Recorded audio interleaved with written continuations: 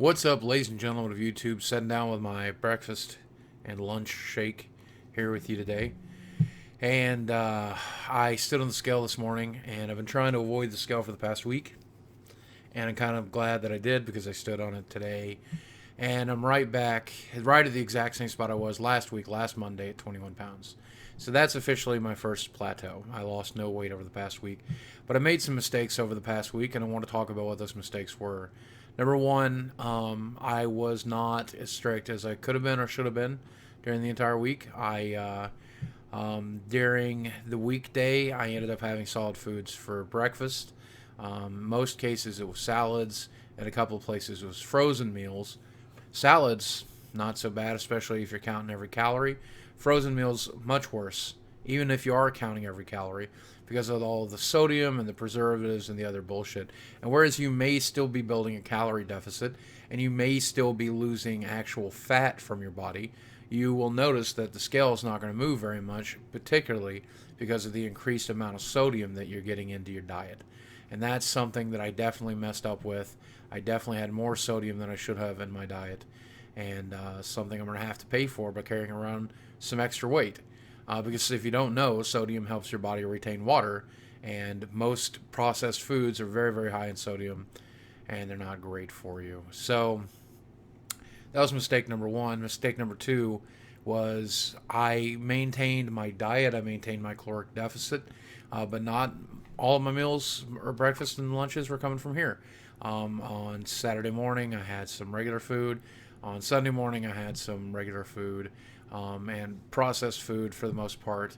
Though my girlfriend did fix me some really nice meals, actually, and those meals were low in sodium and low in bullcrap.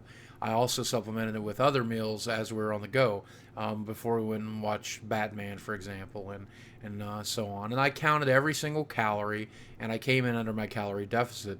But the types of food you eat are really important too. And if you're eating high carb, if you're eating high sodium, if you're eating, and so looking at MyFitnessPal dialogue, for example, yesterday I ate 3,000 calories, 2,941 calories, which is still about 1,200 calories below my deficit. Not as good as I could do for sure, but for a cheat day, I'll take that. But 170 grams of carbs, which, again, I'm not trying to eat low carb, and apparently my daily goal is much higher than that, but it's more than I would want in my diet. Here's the killer, though: 197 calories from fat, which was just stupid, just absolutely stupid. And my sodium intake was, this is crazy, 5,289 milligrams, or twice my daily limit. Twice my daily limit. So those are the prices I've paid. Those are the mistakes I've made. And if you're doing this diet along with me, or you're dieting yourself, I hope these are mistakes that you don't make. So I'm at my first plateau.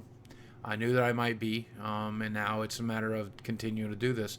The one thing that I hope that you're doing different than what I'm doing is I hope that you're exercising. Now, people who know me in real life right now and know my situation know that my right knee is a bag of glass. I can barely stand up on it. I can barely move. And walking or running or anything like that's out of the question. I really want to get back to my gym and get back into the pool. I think that would be really great. But beyond that, I would also like to be doing some sort of exercise here at home. And it's hard, and I'm lazy. So it's something I need to work on, figure out something that I can add comfortably without doing more damage to my knee and doing more damage to my body. But if you can be exercising, please do. Even if you're in good shape, please do whatever it takes to go for a walk today, go for a swim, dance, have a dance party, something. Learn from that mistake too. So I'm hoping in the next day or two when I'm back on this, I'll flush out some of that water weight I'm holding, and maybe by Wednesday we'll weigh in one more time, see what the scale has to say. It's not all bad news. It's fairly good news if you think about it, because I haven't put on any weight back, and I'm fairly certain the weight that I do still have on me, I should have probably burned a couple of calories, couple of pounds of fat over this past week. They're just not showing because the scale is never your friend. So Just keep doing what I'm doing. And I'll talk to you soon.